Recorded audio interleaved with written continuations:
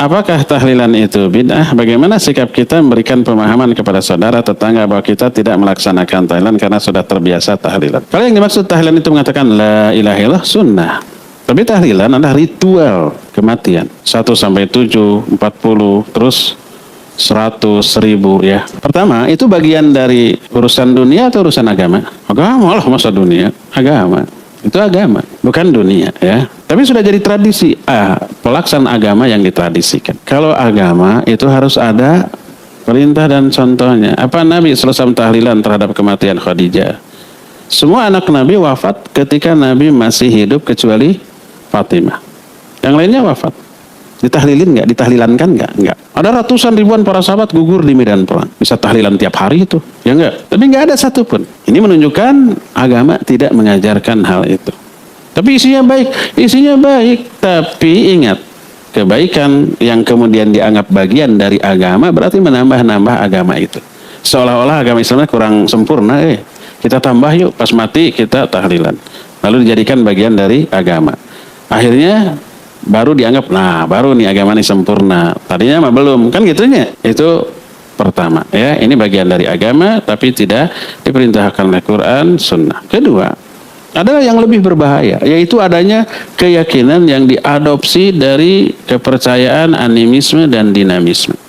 Dulu itu orang-orang agama lain, Hindu, Buddha, animisme, dinamisme, adanya ritual itu begitu. Kenapa? Ada keyakinan 7 hari pertama ruh orang yang mati itu masih di rumah. Agar mereka tenang, tentram, gak ganggu, diadakan ritual. Pas Islam datang, ritualnya diganti dengan zikir-zikir. Dengan keyakinan masih ada. Nah, setelah 7 hari baru pergi dari rumah, maka berhenti kan setelah 7 hari. Karena keyakinan pergi dari rumah. Keyakinan itu lebih berbahaya. Karena meyakini perkara gaib yang tidak diterangkan oleh Quran Sunnah, bahkan bertolak belakang. As-Sunnah menyatakan orang yang mati, ruhnya itu dicabut. Lalu dibawa ke langit ke-7 kalau dia mukmin, lalu dimasukkan ke jasadnya di mana? Di alam kubur. Lalu menjalani kehidupan di alam kubur. Kalau dia mukmin, soleh, dapat nikmat kubur. Kalau dia durhaka, apalagi kafir, dapat azab kubur. Nggak bisa keluar. Nah, orang yang ritual kematian meyakini 7 hari pertama, ruhnya itu apa? Di dalam rumah. Setelah 7 hari baru keluar. Ntar 40 hari datang lagi. Makanya ada ritual lagi, namanya apa? Metang puluh. Cuma sehari.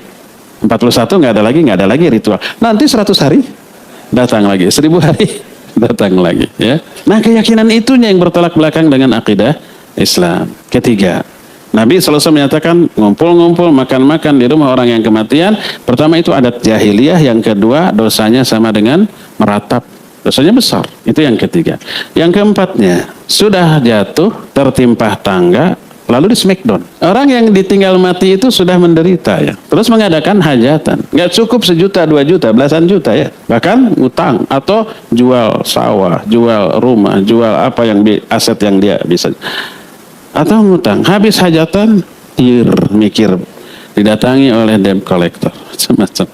Apa nggak kasihan tuh? Yang datangnya seneng-seneng aja ya. Pertama suguhannya setiap malam, rokoknya tanpa rokok tuh nggak seru itu. Pas pulangnya diamplopin. Itu jamaahnya. Tapi kalau ustadz yang mimpinnya, amplopnya beda. Terus nanti pulangnya dikirim, ada bakakak. Jadi proyek itu teh. Makanya kalau itu diharamkan ngamuk itu. Karena sumber penghasilannya tuh ditutup ya. Maka tak heran kalau mereka amat sangat dendam, benci dan sangat kesal kepada orang yang mengharamkan. Wallahu a'lam.